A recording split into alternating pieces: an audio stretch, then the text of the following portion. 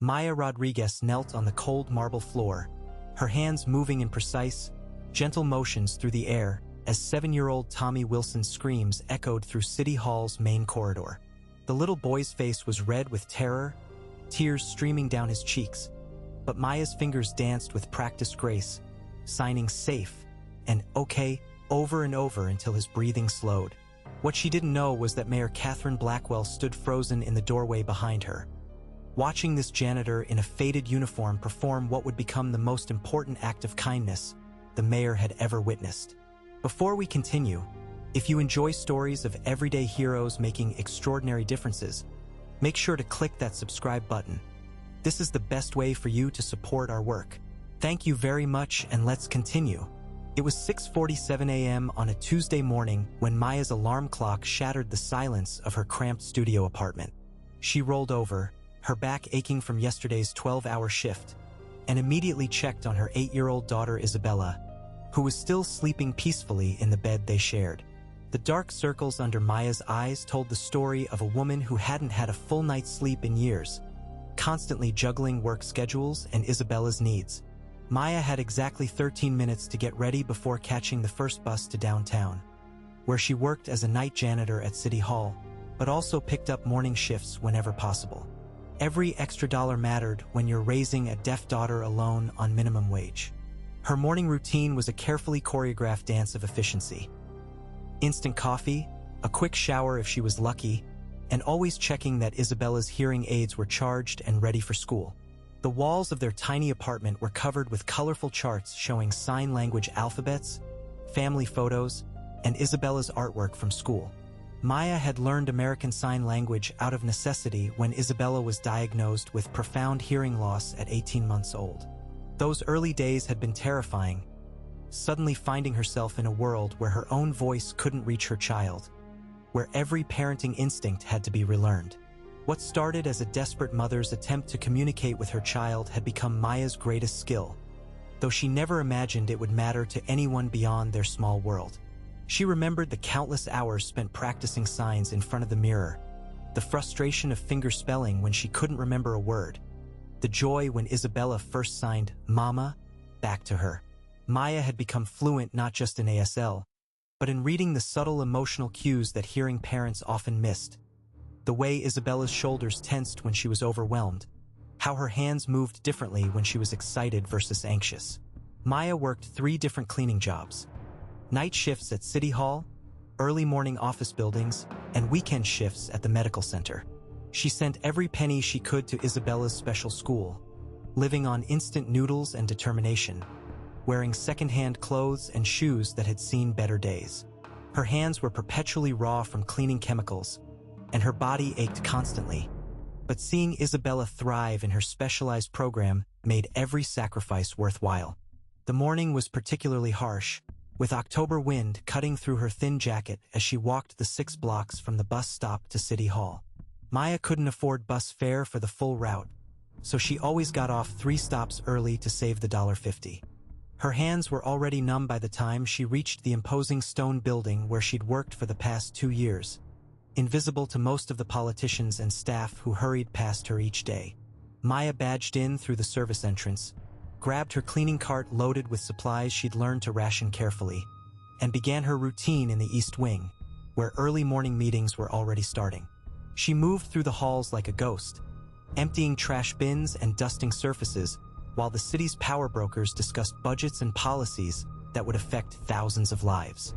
Maya had long ago learned to make herself invisible during these meetings, but her ears were always open, especially when they discussed education funding. Mayor Catherine Blackwell was having the worst month of her political career, and that was saying something after 15 years in public service. Budget cuts had forced the closure of 2 special education programs. The city's disability services were under federal investigation for discrimination complaints, and protesters had been gathering outside City Hall daily with signs demanding justice for their disabled children. The local news had been brutal, calling her administration heartless and out of touch. At 45, Catherine was known for her sharp intelligence and ruthless efficiency, qualities that had served her well climbing the political ladder from city council member to mayor. She'd built her career on making tough decisions, cutting wasteful spending, and running the city like a business. But lately she felt like she was drowning in problems with no solutions, faced with impossible choices between balancing budgets and serving vulnerable populations. Catherine had arrived early that morning to prepare for a contentious city council meeting about the special education cuts, her mind racing with damage control strategies and talking points her staff had prepared. She'd consumed 3 cups of coffee and reviewed budget projections twice, trying to find alternatives that simply didn't exist. The numbers were clear. The programs had to be cut or the city would face bankruptcy. She told herself it was about fiscal responsibility, not about the children and families who would suffer. That's when she heard the screaming. Catherine was walking toward the main conference room when piercing cries echoed from the central corridor. She quickened her pace, expecting to find some sort of emergency, but what she discovered instead would change everything she thought she knew about the people who worked in her building. Tommy Wilson had been brought to City Hall by his grandmother, Mrs. Eleanor Wilson, a retired teacher who had become his primary caregiver after his parents died in a car accident 2 years earlier. Mrs. Wilson was 73 years old and learning sign language as fast as she could, but the specialized communication Tommy needed was still challenging for her. She was scheduled to speak at the city council meeting about the special education cuts affecting her grandson, carrying a folder full of documentation about Tommy's needs and progress reports from his teachers. The unfamiliar environment of City Hall, with its high ceilings, echoing footsteps, and fluorescent lighting, was overwhelming for Tommy's sensory system. Combined with the stress radiating from his grandmother's anxiety about the meeting and her worry about their future, it had triggered a complete meltdown. Tommy's autism made him particularly sensitive to environmental changes and emotional stress from others. Mrs. Wilson stood helplessly as Tommy threw himself on the cold marble floor, his small fists pounding the stone as his screams grew louder and more desperate. She tried speaking to him in the soothing voice that sometimes worked at home, but Tommy was beyond hearing anything. Several city employees had gathered at a respectful distance, their faces showing a mixture of concern and helplessness. A security guard approached, unsure whether this constituted a disturbance he needed to address. "Should I call someone?" asked Jennifer, a young aide who worked in the mayor's office. "Maybe paramedics?" "He's not sick, Mrs. Wilson said desperately, tears forming in her eyes. "He's just overwhelmed. He communicates with sign language, but I'm still learning and I don't think I'm doing it right when he's upset like this." That's when Maya appeared around the corner with her cleaning cart, drawn by the sound of distress. She took in the scene immediately. A child in crisis, confused adults, the telltale signs of an autistic meltdown she'd seen before in Isabella's classmates. Maya didn't hesitate or ask permission. She immediately recognized that Tommy was likely overwhelmed by sensory input and needed someone who could communicate in his primary language. Maya gently moved her cart aside, quietly asking the gathered crowd to step back and give Tommy some space. She knelt down on the hard marble floor, bringing herself to Tommy's eye level, and began signing in slow, deliberate movements. "Hello," her hands said clearly, her movements precise and gentle. "I see you. You are safe here." Tommy's screaming didn't stop immediately, but something shifted. His eyes, wild with panic just moments before, began to focus on Maya's hands. Maya continued signing, her movements fluid and calming, drawing on years of experience helping Isabella through similar moments. "Big feelings," she signed, her expression showing understanding rather than judgment. "That's okay. Big feelings are normal. You're allowed to have big feelings." Maya began an exaggerated breathing pattern, her chest rising and falling dramatically, while her hands showed Tommy the visual rhythm of calm breathing. She signed in, as she inhaled deeply, out as she exhaled slowly, creating a pattern that Tommy could follow even through his distress. "Breathe with me," she signed. "In and out, in and out. You're doing great." Slowly, incredibly, Tommy's screams began to subside. His breathing started to match Maya's pattern, and his small fists gradually unclenched. The transformation was remarkable. Where moments before there had been chaos and panic, now there was connection and calm. "Good job," Maya signed, her face radiant with genuine praise and warmth. "You are so brave. You are so strong. Look how you're breathing now." Mrs. Wilson watched in amazement as this janitor, this woman she'd never seen before, accomplished what trained therapists sometimes struggled to do. Tommy was now sitting up, still sniffling and shaking slightly, but no longer in crisis. His eyes were fixed on Maya's hands as if they were a lifeline. Mrs. Wilson watched in amazement as this janitor, this woman she'd never seen before, accomplished what trained therapists sometimes struggled to do. Tommy was now sitting up, still sniffling but no longer in crisis. Maya continued signing, asking Tommy simple questions designed to ground him in the present moment. "What's your favorite color?" she asked with her hands. Tommy's small hands moved tentatively. "Blue." He signed back, his movements still shaky but growing more confident. "Blue is beautiful," Maya responded, "like the sky on a sunny day. Do you like animals?" His face began to brighten slightly. "Fish." He signed enthusiastically, and for the first time since his meltdown began, there was a spark of joy in his eyes. "Fish are wonderful," Maya signed back. "Do you have a fish?" "Sparkles," Tommy signed, his movements becoming more animated. "Golden fish. Sparkles swims in circles." "Sparkles sounds amazing," Maya signed, her genuine delight obvious. "I bet Sparkles misses you when you're not home." Soon they were having a full conversation in ASL about his pet goldfish named Sparkles, his love for trains, and his favorite foods. Tommy told her about how he liked to watch Sparkles swim and how the fish seemed to dance in the water. He shared that trains fascinated him because of their patterns and predictability, something that brought him comfort in an often chaotic world. "Train." Tommy signed enthusiastically, his earlier distress now completely replaced by excitement as he found someone who truly understood his communication. "I love trains too," Maya signed back, her hands moving with practiced fluency. "The sound they make is like music. Even if we can't hear it with our ears, we can feel it in our hearts and bodies." Tommy nodded vigorously, signing "Feel music, feel train," with a huge smile spreading across his face. Catherine Blackwell stood transfixed in the doorway, having witnessed this entire transformation. She didn't understand sign language, but she understood compassion when she saw it.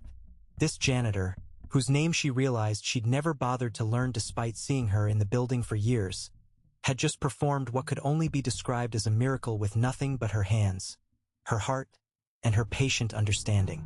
Catherine found herself thinking about all the meetings she'd sat through discussing special education programs in abstract terms, budget line items, cost per student, facility utilization rates. She'd never seen the human face of these programs until this moment, never witnessed the skilled, specialized communication that made the difference between a child in crisis and a child finding connection. As Tommy calmed completely, Maya helped him stand and gently guided him back to his grandmother, signing to him that he was safe and that his grandmother loved him very much. She showed him how to sign calm and ready, so he could communicate his emotional state. Mrs. Wilson's eyes were filled with tears of gratitude, her voice shaking with emotion. "How did you know what to do? I've been trying to learn sign language for 2 years, but I could never reach him when he gets like that." Maya glanced around nervously, suddenly aware that a crowd had gathered and that important-looking people were watching her. Her instinct was to fade back into invisibility, to return to her cleaning cart and pretend this hadn't happened. "My daughter is deaf," she said quietly, unconsciously wrapping her arms around herself. "Isabella, I've learned that sometimes when someone is overwhelmed, they need to feel understood before they can feel better." Tommy wasn't being bad. He was just communicating the only way he could in that moment. "Your daughter is so lucky to have you," Mrs. Wilson said, reaching out to squeeze Maya's hand. "What's your daughter's name again?" "Isabella Rodriguez. She's 8. She goes to Riverside Special School." Maya's voice carried the complex mixture of pride and worry that only a parent facing impossible financial choices could understand. Every mention of her daughter's school came with the underlying anxiety about tuition payments and her daughter's future. Mrs. Wilson's expression shifted with recognition and growing concern. "That's where Tommy goes," Or went, rather. The school is closing next month because of the budget cuts. That's why we're here today, to beg the city council to reconsider. Maya felt like the ground had shifted beneath her feet. She'd been so focused on working multiple jobs to pay for Isabella's current tuition, picking up every extra shift available, that she hadn't been following the political situation closely. Closing? She whispered, her voice barely audible. But where will the children go? Isabella loves that school. Her teachers understand her. She has friends there. Maya's face went pale. She'd been so focused on working multiple jobs to pay for Isabella's current tuition that she hadn't been following the political situation closely. Closing? She whispered. The city council is voting on the final cuts today, Mrs. Wilson said sadly. That's why we're here, to beg them to reconsider. Catherine felt like she'd been punched in the stomach. This woman, this hero who had just saved the day with such grace and skill, was going to lose her daughter's school because of decisions Catherine had supported. The irony was devastating. Maya quietly began gathering her cleaning supplies, her mind racing with panic about Isabella's future. Where would her daughter go to school? How would they afford private programs? The questions felt overwhelming.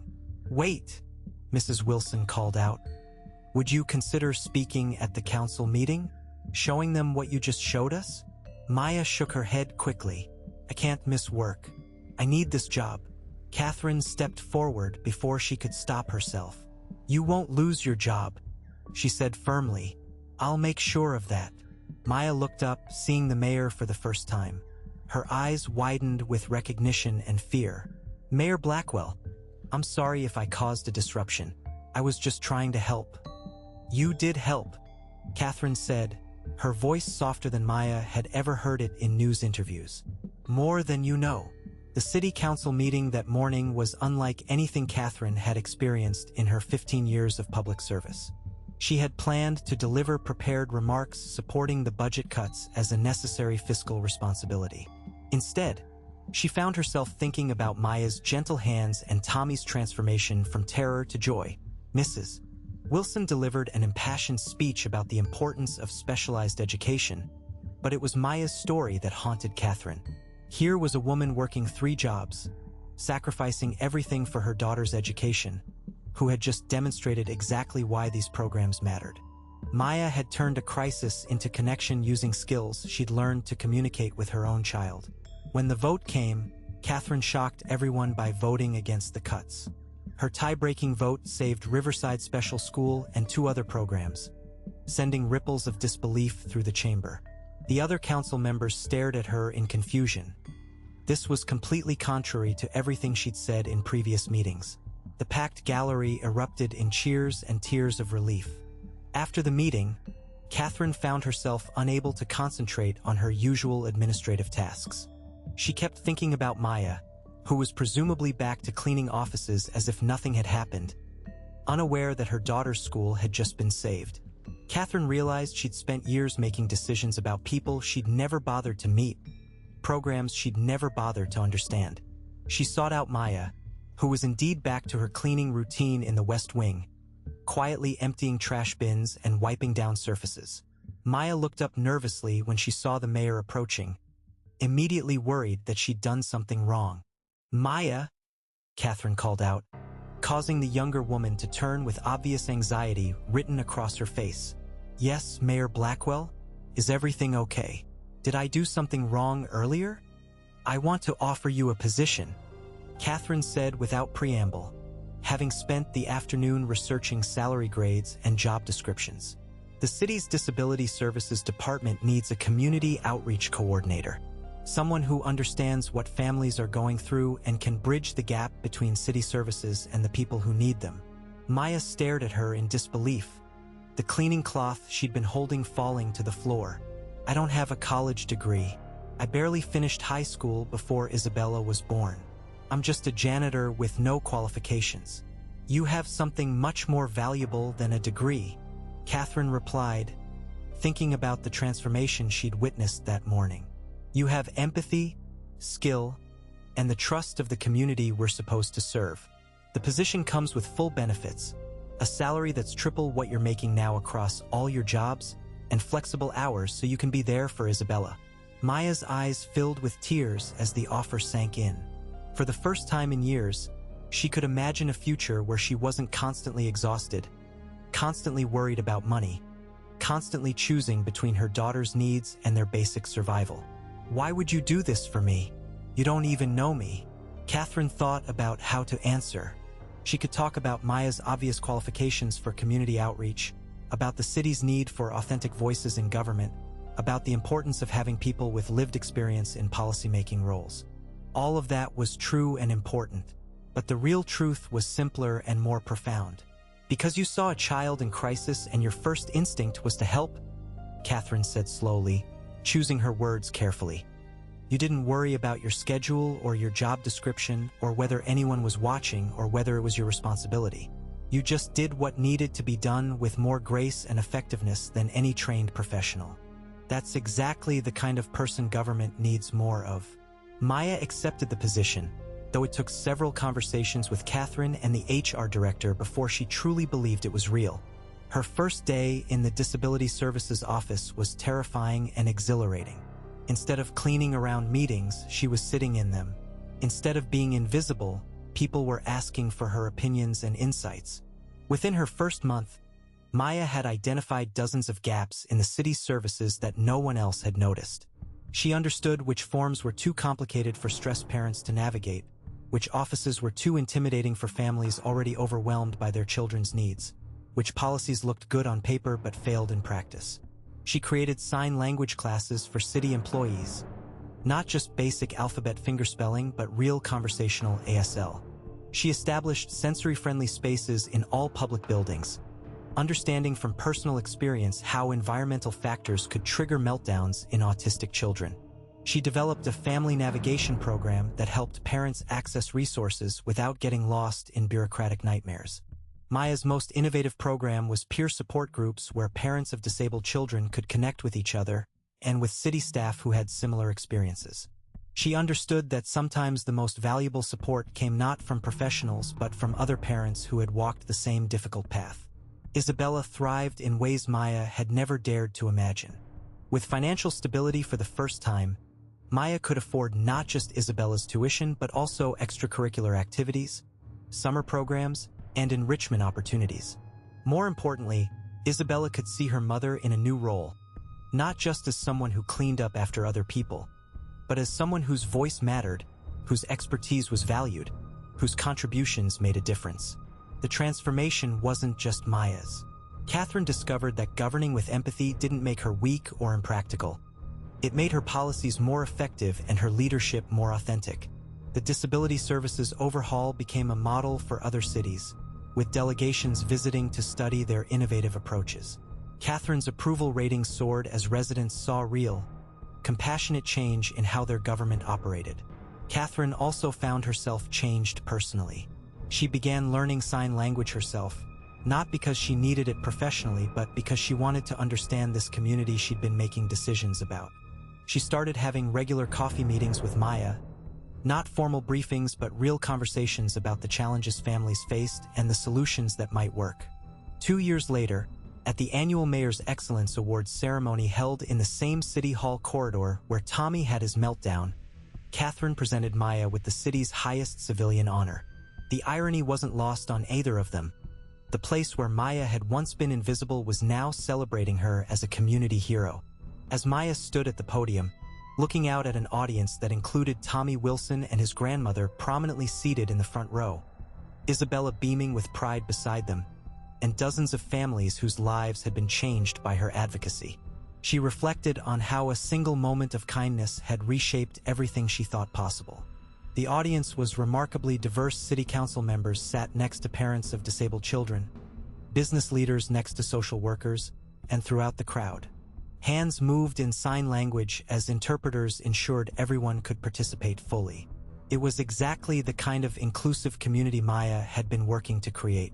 When I knelt down to help Tommy that morning 2 years ago, Maya said, her words being interpreted in sign language for the deaf community members in attendance, I was just doing what any parent would do.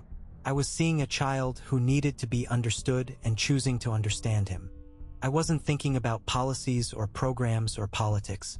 I was just thinking about a scared little boy who needed someone to see him as he really was. She paused, her eyes finding Catherine in the audience, noting how different the mayor looked now.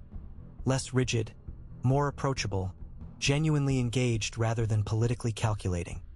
What I learned that day, and what I've learned every day since, is that when we choose to really see each other, when we choose empathy over efficiency, when we choose connection over convenience, we don't just change individual lives. We change the world one interaction at a time. Tommy Wilson, now 9 years old and thriving in his special education program, stood up in the audience and began applauding in sign language, his hands moving in the gesture that had become his signature way of showing appreciation. Mrs.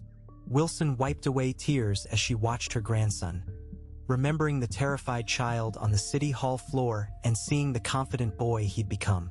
Soon, half the audience was applauding in ASL, creating a silent thunderstorm of gratitude that filled the room with more power than any spoken ovation could convey.